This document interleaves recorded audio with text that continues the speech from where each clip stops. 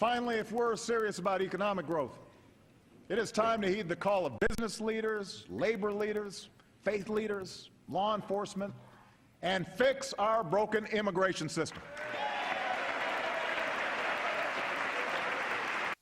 And welcome back to the Steve Malzberg Show, ladies and gentlemen. And, of course, that is President Obama from the State of the Union, immigration reform. Again, we've been over this, and we're going to continue to analyze the State of the Union. I got to say that one of the things that really struck me, was how dispassionate the whole thing was. How there was no fanfare there. There was no excitement. There was nothing. It didn't seem like a State of the Union. If you had told me that, he was giving a long speech somewhere before in a fundraiser or at some kind of plant or a Democratic group or whatever, I would have said okay. But there was no excitement. I'd be very interested. I have not yet seen the overnight ratings of who tuned in, but I got to say the ratings were not that good. Joining us right now, once again, is Rick Santorum, former Senator, state of Pennsylvania, of course, former presidential candidate, and also CEO of Echolite Studios. Hello, Senator. Hello there, Dr. Malzberg. How are you? How are you? I'm good. So, I didn't know which, I was like hemming and hawing, which cut should I play coming into this segment so that you could hear and we could talk about, but it's all the same. I mean, we could have pulled cuts from the previous few State of the Unions and actually from his campaign in '08, and it's all the same. Well, I mean, look, there isn't much to the socialist handbook. I mean, it's pretty much government will do everything for you, and once you've sort of laid that out, all you can do is sort of reiterate what the plan is, which is government's going to, take care of your health care, and government's going to take care of education, and government's going to take care of this, and pretty soon it becomes, repetitive after a while. That's what you're saying. What's jumped out at you, if anything? I mean, I'm torn. This climate change, the two things that got me in his tone were, I mean, not even the pen, I'll sign it, I won't wait for Congress, and then to see half the chamber stand up, that's frightening to me in America, that when a president says, I'll do it by myself, that the rest of his party stands up and applauds. But, saying climate change, the discussion's over, that's done, there is climate change, and we have to move accordingly. And also, of course, hey, we've already had 40 votes on Obamacare, no more votes. This is it, it's the law, it's not going to change, get over it. Yeah, I mean, it's this attitude, it's sort of a Cuomo attitude, which is, we've heard enough from you folks, it's time to get out of the way. If you don't get out of the way, I'm going to do it myself. And this is what tyrants are made of. This is what autocrats are made of.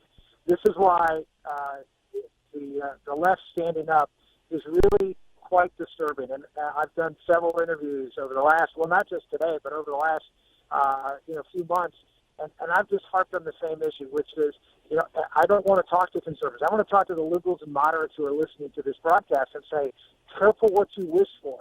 An autocrat on the left can set a precedent for a similar autocrat on the right. And so we can say, you know what, I'm not going to enforce the Endangered Species Act because I think it's too much of a burden. And you won't reform it? I've been trying to get this reform done. We've been trying to reform the Endangered Species Act for 30 years. We know it doesn't work. Sorry, I'm just simply not going to enforce it and waive all the penalties if you don't do it. You know what? We have horrible laws with respect to OSHA that are hurting our manufacturing. They're costing us jobs. They're hurting the economy of this country. They're driving wages down. And we're just simply going to tell the regulators not to enforce any of the safety regulations anymore. And you can say, oh, you can't do that. Well, why can't I? Because the president is doing just that. He's doing the exact same thing on a variety of fronts, from immigration to health care to energy to the environment. It doesn't matter. The president believes he is above the Congress and above the law, and that should scare everybody in America. Yeah, it absolutely should. We're talking to Rick Santorum. All right, let me talk some strategy with you now. One of the things the president talked about yesterday was the equal pay for equal women, an old tired mantra which has been disproven because there are so many mitigating factors that go into those studies. And but that aside, Right away, a light went off in my head in '09 that talked about a boys' club in the White House, and I remember the stories from '12. The studies done of the White. Remember the stories from '12. The studies done of the White House budget and the employees there found that women were making 13% less than men. Now, so why is it me sitting here talking about it, Rick? Where's the Republican leadership or the head of the RNC or somebody to talk about this hypocrisy and go with it? And here's another one. Senator Coburn lost his oncologist. He has cancer. He's a living example of what so many other people in this country are going through. Why didn't he, if not give the rebuttal yesterday to tell his story, why isn't he out there today, put out there by the Republicans, to hold a press conference with other people around him, average citizens who also lost their oncologist or their specialist? What are they doing today that they can't do these things?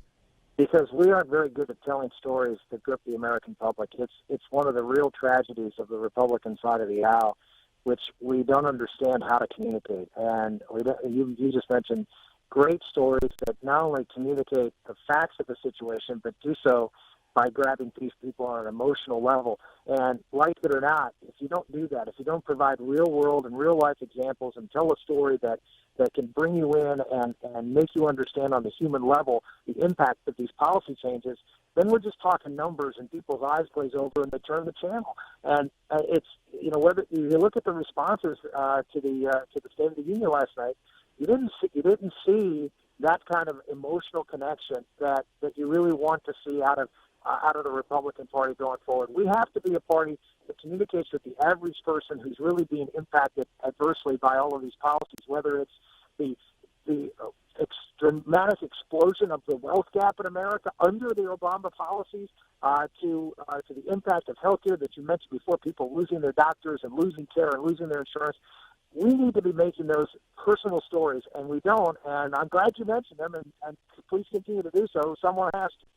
Yeah, well, I appreciate that. By the way, I'm looking here now. Senior producer Rich sent me, and from what I could see between CBS, NBC, ABC, the CW, and Fox, we're talking about 25 million viewers. So, I mean, we're not talking about a lot of viewers. I think people are tired of it. Let me continue on strategy here, Rick. And I know you were asked about this on Sunday, I believe, on one of the. I know you were asked about this on Sunday, I believe, on one of the shows about Mike Huckabee's statement about how he thinks the women are portrayed or thought about by Democrats. Right. And Priebus, Reince Priebus, the chairman of the RNC, was asked about this 2 days ago by Chuck Todd. This is cut 9, Will. I mean, I don't know what to say anymore after hearing this, but I'll let you say what you think when you hear it. Here it is. It sounded to me like a rebuke, so I ask you, were you offering a mild rebuke of Governor Huckabee's choice of words?